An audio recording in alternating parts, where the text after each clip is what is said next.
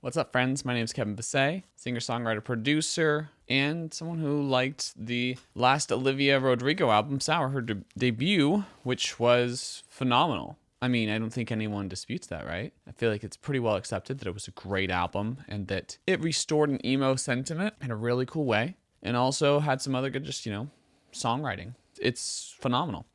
So I'm excited to see the new music video. Those who've been watching the channel may have noticed a little debate in the comment section of the last video on rumors of whether or not narrative makes sense as part of the scoring mechanism for these music videos. And I think it's a good question. If any else of you feel that narrative is not a good part of the scoring for a music video, and by narrative, I mean narrative flow. It doesn't actually have to have a strict story, but rather a beginning, middle, end feeling to the music video that feels solid and feels like things are progressing. If you feel like that's not the case for music videos, if they shouldn't have it, let me know in the comments and I can take it off of the scoring system. Either way, though, let's check out this music video, see what it does, see how it affects my opinion of the song Brutal. I already really enjoy the song Brutal because it was on the album. I mean, there was nothing on the album I didn't enjoy, as you'll see in my review of this album. All the songs are pretty much good, and this is one of them. Let's watch this video. Oh, choose your character, that's cool.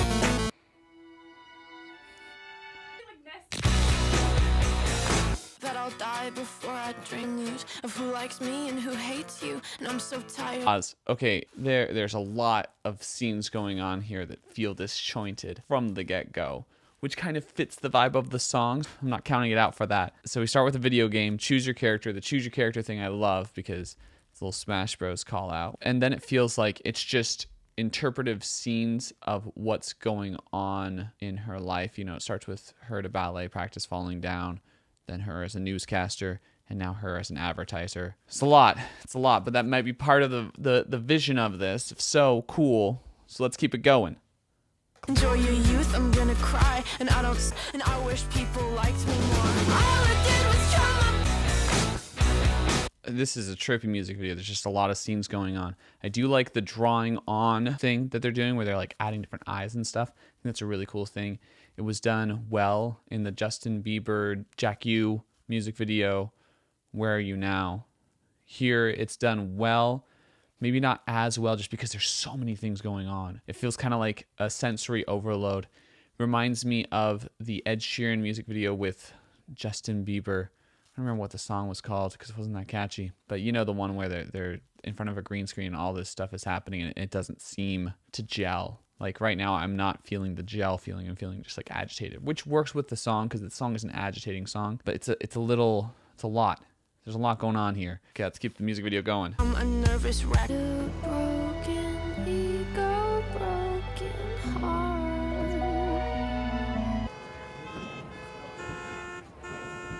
The ending was great. I really liked that, where they kind of just stopped everything. And she's, standing on top of a car. Ballerinas are dancing on top of the cars. I liked that there were internal references. You see her advertising the drink bottle, and then you see pictures of her advertising the drink bottle in the background. I feel like this one has so much lore that it's hard to understand where it's coming from. There was just so much jammed into one music video that it felt hard to comprehend, and maybe that's the impression she's going for, of just life has so many things coming at you that it makes it hard to handle, which is not a bad vision, but it's just a lot. And the visuals felt jarring because there were so many fast cuts to just completely disparate scenes that didn't seem to really connect. There was a bit of the modern emo vibe going on with some of the high school drama, and that seemed cool. It felt kind of like a Miley Cyrus type thing, like a Hannah Montana thing where it was just like, oh, it's this girl who's a superstar and she's also just a normal girl trying to live her life, except she's emo and has like no emo problems. But it's just a lot. It was a lot for a 3-minute song. Hard to place structure. There were just a lot of things that didn't match. Well, let's score this thing. It was a weird one. Visuals, 3 out of 5. The visuals were good. Like, they were professional. They were interesting. But they were just so jarring that it didn't help the cause. of the song. And it just didn't feel as professional just because it was so jarring. It felt like the cinematography was professional, but that the editing wasn't, because it was just it was too much. It was too much, too fast, too all the time. You just take out a few of the characters and you let those characters breathe a little more in that music video, and you create a really different thing. I would say the A side was her like being an emo with her friends. I didn't understand the story going on there. Like, she was with her friends and then they're in a car and then they're driving, and then she's just chilling on the car and everyone's pissed at her. Like, is that it?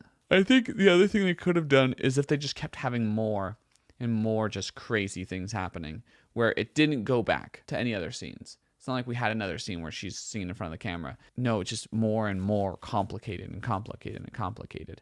That would have been good. Or scale it back and let the stories and the scenes breathe a little more. I think either of those options could have enhanced the overall viewing experience. So visuals gets a 3 out of 5. Did it improve the song for me? No. Honestly, it did nothing for the song.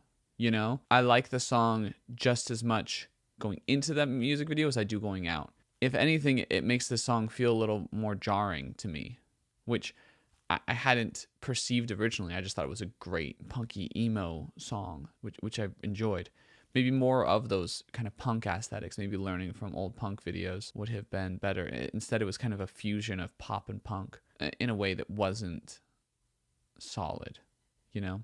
So yeah, a 1 for that. Quality of the song. Song's an awesome song. I think a good choice for a single. I think emo's making a comeback, and so I think that was a smart song to choose for a music video. So yes, as far as quality of song goes, probably 4 out of 5. Not the perfect song, but it's a really good song. And if an album's filled with 4 out of 5 songs, that's a great album. That's a 3-star album. Sense of narrative. There actually was some narrative sense, because you saw her as an emo with emo friends doing things, and the car scenes evolved, and the world seemed to evolve because of, you know, self-referential items. And there was, you know, her as a ballerina at the beginning and her at the end. Yeah, there actually was a decent narrative flow.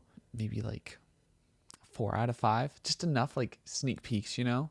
So we got 4 for narrative flow, 4 for quality of the song, 1 for if it improved the song or not, and 3 for visuals. So overall, that gives it a 12 out of 20. Not a great score, not really, you know, knocking my socks, not rocking it, but doing it. You're living. That means it has the same score as Rumors by Lizzo. I'm going to put it slightly above, though, because I just think it was a better music video than Rumors, personally. Do you guys disagree? Do you think this was the best music video ever?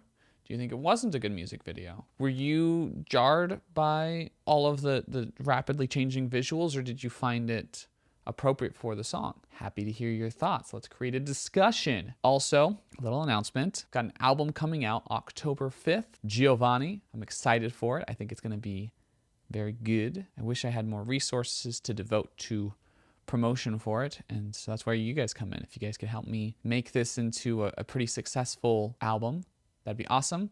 7 songs, nice, short, very narrative in its scope. Kind of has a spooky vibe, so that's why I'm releasing it near Halloween. So October 5th. And also make sure to like, comment, share, subscribe, hit the bell notification to get alerted of future videos. And that's it. That's all I got. Catch you on the flip.